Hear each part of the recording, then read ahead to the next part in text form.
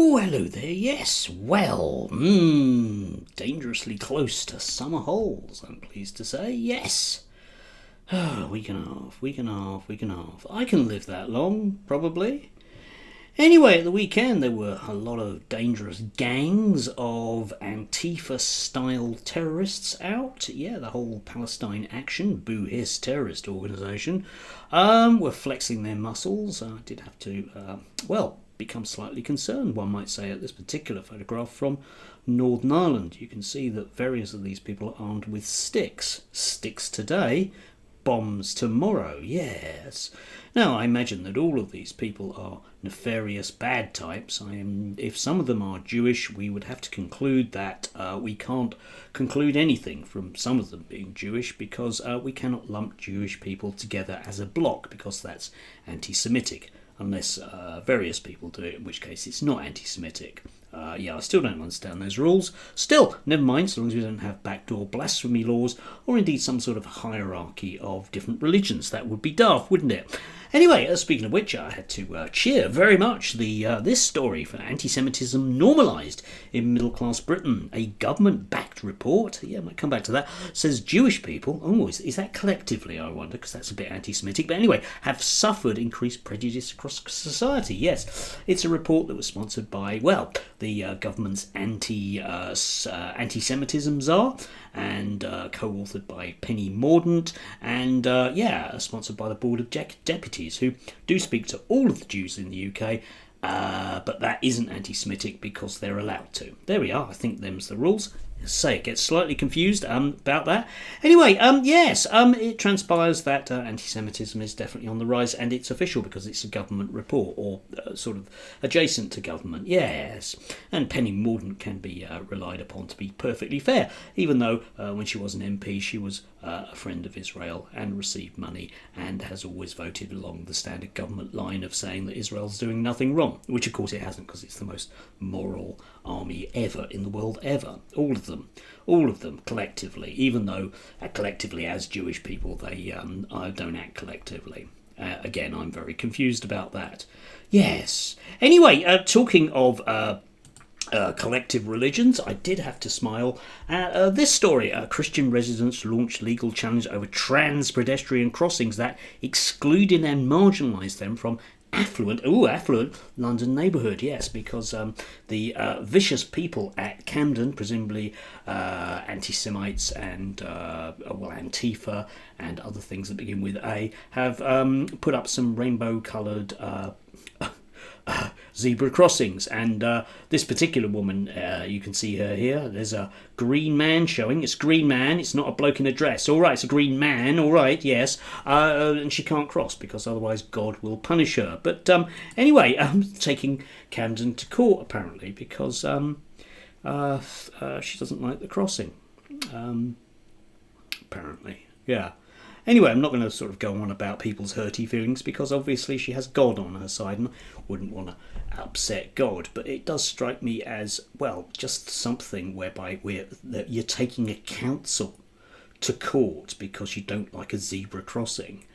I would say that I think she needs to get out more, but she patently is out. She just can't cross the road because something evil Camden Council probably doing something with Muslims. And again, here we go. It's a campaign that's going to be backed to the hilt by, GB News and the Daily Telegraph, and in this case the Daily Mail. But we don't have hierarchies of religion, and we can't put one religion on top of another because that would be wrong. So we can't certainly say that Jewish people should be placed on a pedestal, or Christian people, and certainly not Muslim people. We know this to be true. Yes. Anyway, talking of councils, which I was quite briefly, we do have yet more, thank God, from Reform's Doge unit.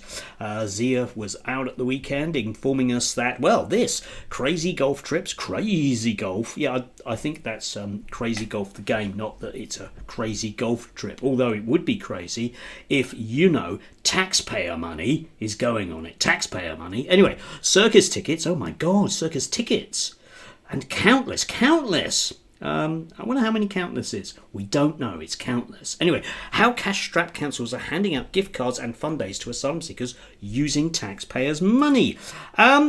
Which of course has the usual kind of let's jump up and down about that, because it has all of the brilliant things that we like. Number one, it has a go at Muslims, and number two, it has a go at asylum seekers. They're both the same. We can lump all of those people in together in ways that we can't lump Jewish people in together. Remember that. One you can, one you can't. Remember that. Anyway, yeah, we can lump all those in together. And council tax, because all council tax is bad. And what we need to do, of course, therefore, is vote reform, and these things won't happen anymore somehow.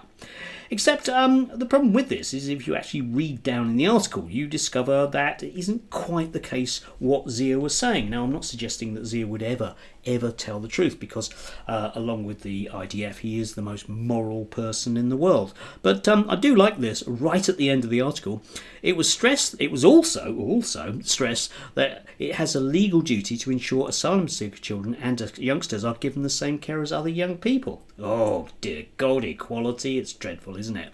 Doncaster Council said their spending on fast food, coffee shops and TV streaming subscription services relates to children in care. The MOS understands the spending by Nottinghamshire County Council also relates to children in care, yeah. But let's face it, we shouldn't be spending any money on children in care. They can't vote reform, even though they all support reform because they love Nigel Farage, don't they? Apparently.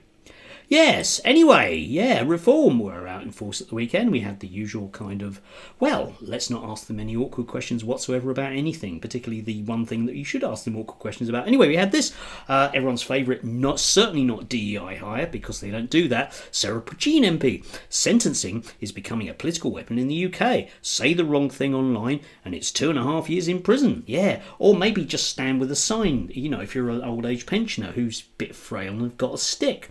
Hey, Sarah? Oh, no, not that. Not that.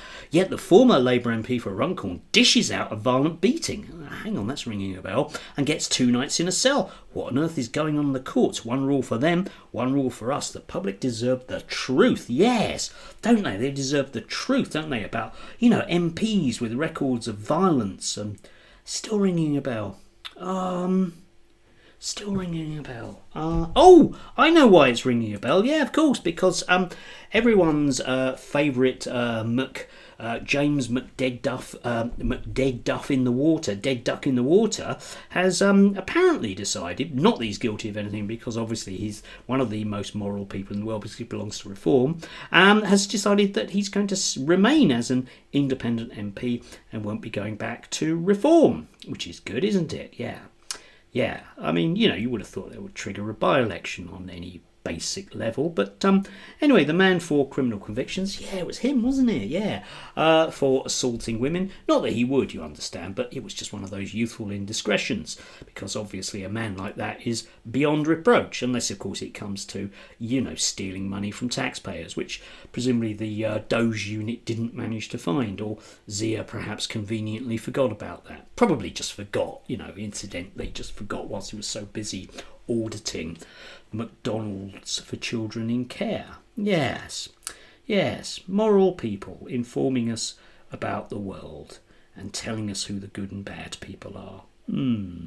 Still, I know, I can tell just by looking at photographs who's good and bad. It's a special skill of mine, like many of you out there. Anyway, do have a glorious and lovely day, and yeah. Oh, it's going to be nice when it's just very slightly cooler, isn't it? Yes, I know, I'm fussy, all right? I'm fushy. One of those Englishmen. I don't like this bleeding weather. If we had weather like this, we would never have gone and got an empire. Maybe not. Anyway, enjoy.